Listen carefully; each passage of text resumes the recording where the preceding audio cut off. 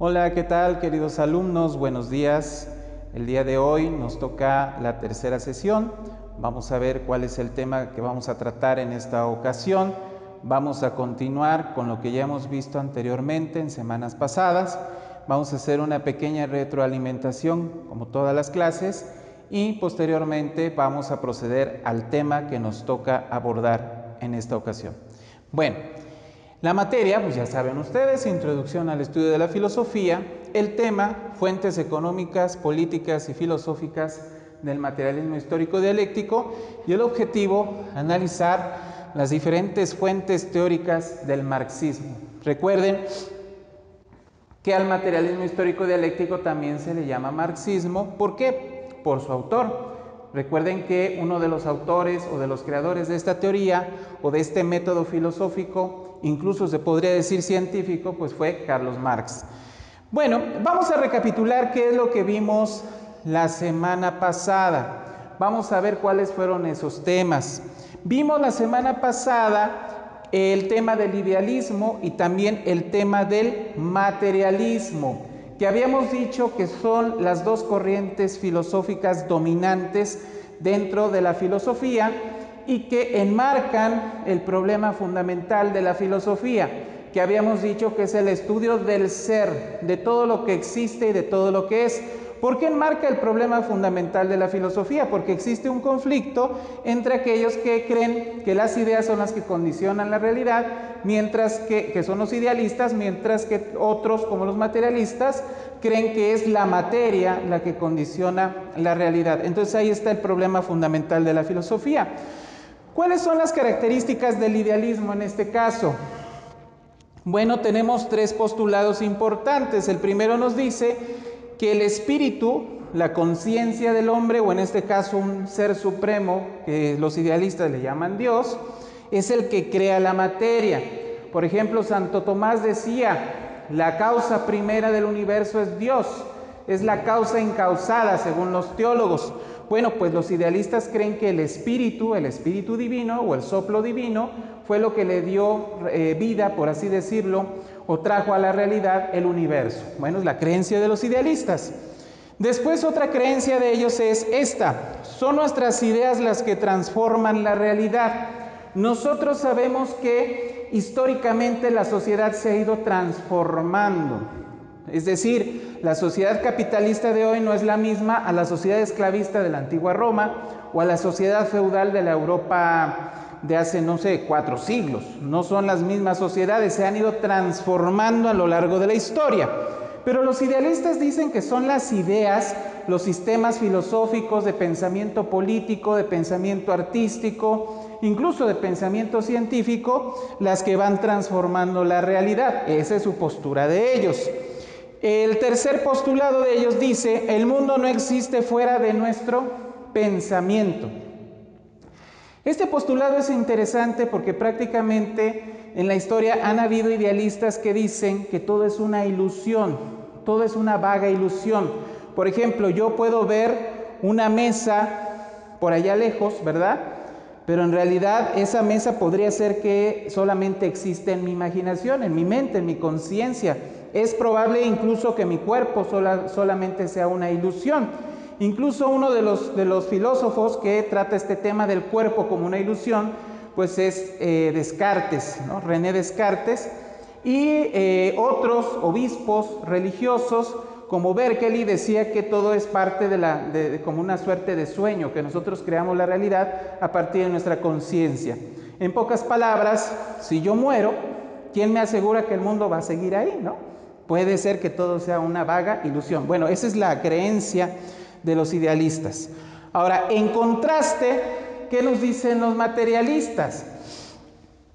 Pues ellos tratan de refutar todos los postulados, todas las tesis de los idealistas, pero no solamente a través de argumentos bien construidos, de razonamientos, sino que los materialistas utilizan el método experimental, utilizan la observación y utilizan el método científico en general para tratar de refutar a los idealistas. ¿Qué es lo que nos dicen los materialistas? Dice, la materia, en este caso nuestro cerebro, es la que produce la conciencia. Es decir, no es un Dios todopoderoso, o no es una suerte de fantasma lo que nos mete las ideas, sino que es el cerebro. El cerebro es el que hace el procedimiento físico, material, de la creación de ideas. Las ideas no se ven, las ideas como tal no las podemos observar. Ya se los había explicado anteriormente. Un sueño, por ejemplo, pues no se puede proyectar en una televisión, en una pantalla, o un recuerdo tampoco se puede proyectar. Sin embargo, esas ideas, esos recuerdos, esos sueños, pues tienen una consecuencia en el mundo material. Sabemos que tienen implicaciones incluso dentro de nosotros y que por lo tanto son fenómenos reales, de alguna manera son fenómenos objetivos. Pero estos fenómenos se derivan del proceso químico-eléctrico de nuestro cerebro. Otro postulado de los materialistas nos dice: el mundo material existe de manera objetiva. ¿Qué quiere decir esto? Que esta mesa,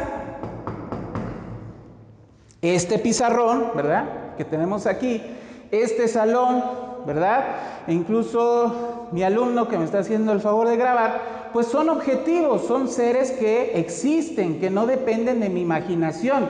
No es de que si yo digo que Iván desaparezca, Iván va a desaparecer. No se trata de eso. Iván es alguien que existe de manera objetiva, fuera de mí, fuera de mi conciencia, y no depende de mi imaginación o de mi voluntad que él esté o no esté, porque él es independiente a mi conciencia, es un fenómeno objetivo, no subjetivo. Subjetivo sería un fenómeno de mi conciencia, ¿sí se dan cuenta? Bueno, entonces la materia es algo objetivo y no depende de mí. Incluso Santo Tomás, siendo idealista, tiene una idea materialista del mundo en ciertas cosas.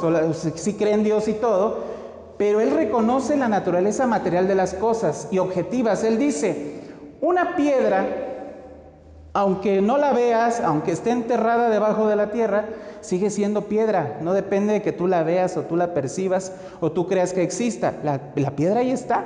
Incluso ese argumento lo trata de utilizar para justificar la creencia en Dios. Curiosamente usa el materialismo para, de alguna manera, un razonamiento materialista para justificar a Dios. No porque no lo veas quiere decir que no existe. Bueno, ese era el pensamiento también de Santo Tomás. Pero es interesante cómo incluso algunos idealistas reconocen este punto. El mundo es objetivo y no depende de nuestra imaginación, conciencia o lo que ustedes quieran. Tercer punto: somos capaces de conocer el mundo a través de la ciencia. Este punto es muy interesante. ¿Por qué? Porque los idealistas decían que no se puede conocer el mundo en toda su complejidad. Incluso Immanuel Kant decía eso, ¿no? Dice: las cosas solamente se pueden observar sus apariencias. Él hablaba de la cosa en sí, la cosa para sí, y de los fenómenos y de los nómenos, de lo que se puede observar y lo que no se puede observar, lo que está detrás y que va más allá de nuestra percepción. Bueno, independientemente de este pensamiento, el materialismo nos dice: sí se puede conocer la esencia de las cosas, la profundidad de los fenómenos a través del método científico. Obviamente la ciencia está poco desarrollada hoy en día porque es joven, es relativamente joven, y además nosotros, pues nuestra capacidad cognitiva también es corta, ¿no? Pero no por eso no quiere decir que podamos conocer todo lo que existe en el universo. Si se dan cuenta, esto nos va a dar paso al tema del día de hoy. ¿Por qué? Porque posteriormente, una vez que el idealismo poco a poco fue vencido, fue derrotado, fue refutado a través del materialismo, lo que sucedió fue que surgieron más bien dos filósofos, dos pensadores que fueron realmente brillantes y que idearon una nueva etapa del materialismo en Alemania, ya en el siglo XIX. Me estoy refiriendo obviamente a Carlos Marx y a Federico Engels.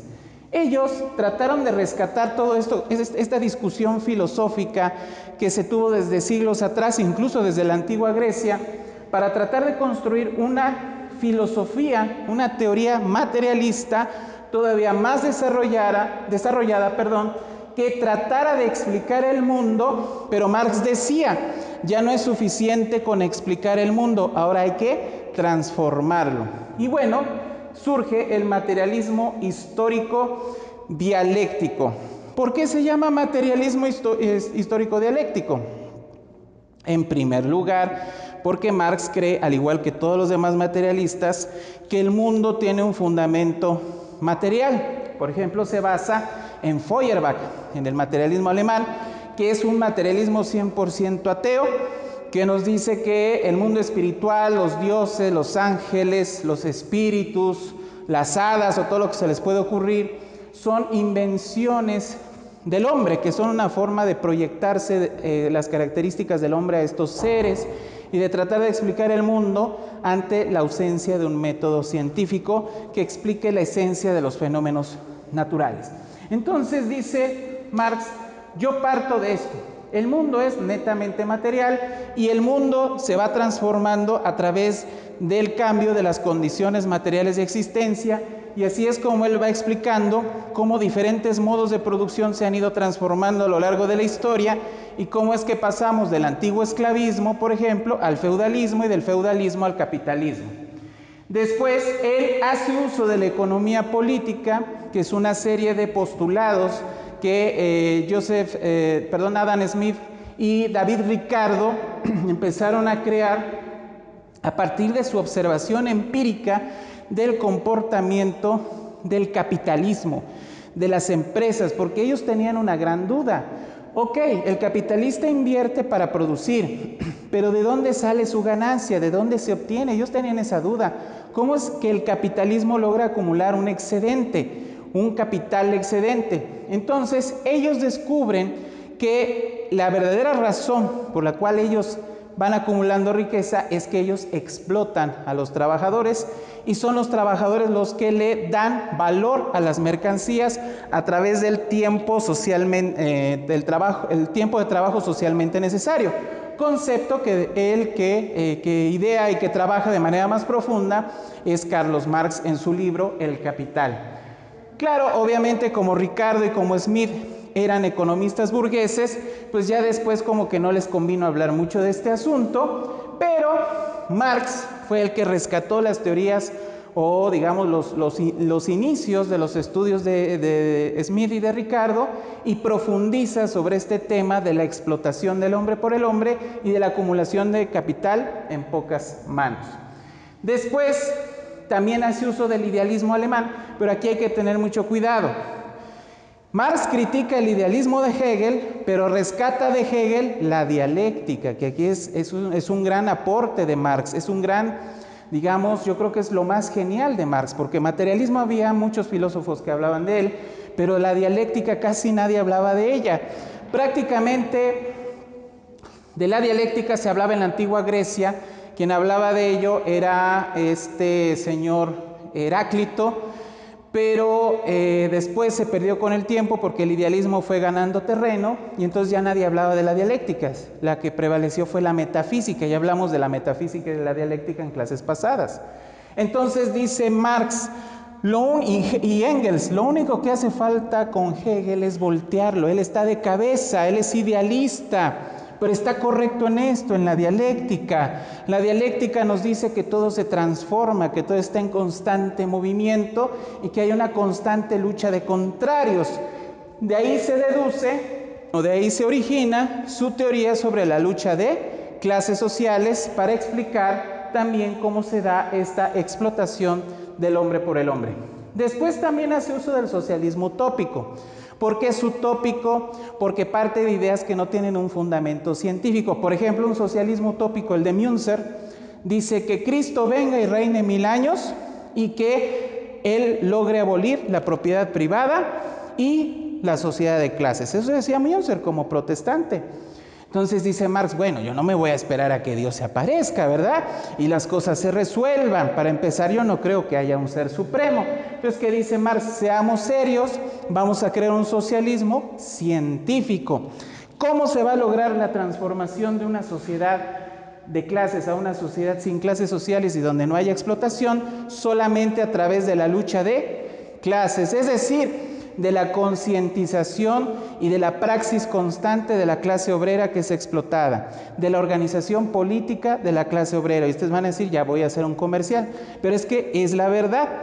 Solamente organizándose políticamente en un movimiento social o partido político de izquierda se puede lograr una transformación de sociedad, un cambio de una sociedad donde hay explotación a una sociedad donde la riqueza se reparte de manera equitativa, ¿sí? lo que decía Lenin, no hay praxis revolucionaria si no hay teoría revolucionaria y viceversa. Aquí ya también se aplica la dialéctica.